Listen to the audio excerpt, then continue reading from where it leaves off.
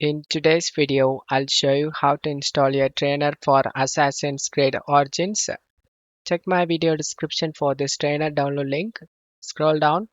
Under Files, select the latest version. Once download done, select this folder icon. Double click on the trainer. Select the Yes option. And you need to wait for this to install done and launch the game. Once you are in game, press the escape key and press Alt tab and open the trainer.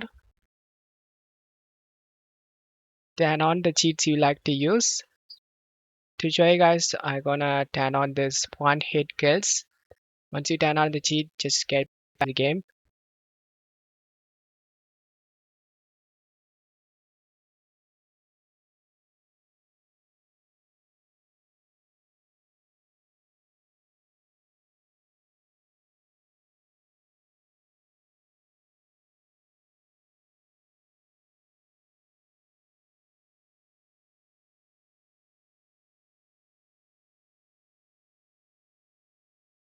As you can see, one hit kill.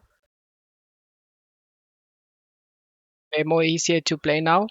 I hope this video helped you. If the video helped you, don't forget to leave a like and subscribe. Thank you.